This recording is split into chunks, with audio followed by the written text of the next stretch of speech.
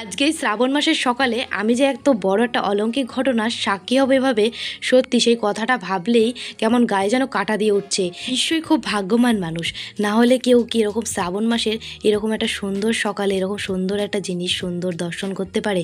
তো কি হয়েছে চলো আমি তোমাদেরকে বলছি। তো দেখো, বাড়িতে যেমন রোজ কাজ করি সকালে, তেমনই আমি কাজ করছি করে দাদুটা আমাদের বাড়িতে আসার কত জিনিসপত্র নিয়ে এসেছে দেখো ঝুড়ি করে দাদুটা। তো বন্ধুরা, তোমরা তো সবাই জানো যে আমি ভোলে বাবার খুব বড় ভক্ত, আর প্রত্যেকটা সোমবারে কিন্তু উপোস থেকে ভোলে বাবার মাথায় আমি জল ঢালি, 5টা হোক বা 4টে হোক, শ্রাবণ মাসে যে কটা সোমবার পড়ে। তো এবছর আমি ঠিক করেছি ভোলে বাবার মাথায় আমি জল ঢালবো। তোমরা তো সবাই জানো যে আমার ঘরে ভোলে বাবার একটা শিবলিঙ্গ রয়েছে, সেটাতে আমি জল ঢেলে পুজো করি। তো এবছর আমার খুব ইচ্ছে ছিল ভোলে বাবার একটা মুক্তি হবে, সেই মুক্তিতে ভোলে বাবার আমি পুজো করব। নীলকণ্ঠ ফুলের মালা, আকন্ত ফুলের মালা, বেলপাতার মালা, ভোলে বাবা যা যা ফুল পছন্দ করে সব ফুল দিয়ে ভোলে বাবার নিয়ম নিষ্ঠা মেনে আমি পুজো করব।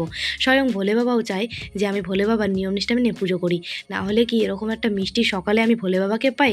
তো ভোলে বাবাকে পেয়ে কিন্তু আমি ভীষণ খুশি হয়েছি। সত্যি কথা, আমার কিন্তু এখনও গায়ে কাঁটা দিয়ে উঠছে এই ব্যাপারটা ভাবলেই। তো বন্ধুরা, আমি তো ভোলে বাবাকে খুবই ভালোবাসি, ভোলে বাবার খুব বড় ভক্ত। তোমরা যদি ভোলে বাবাকে সত্যি ভালোবেসে থাকো আর ভোলে বাবার খুব বড় ভক্ত হয়ে থাকো, কমেন্টে হর হর মহাদেব লিখবে।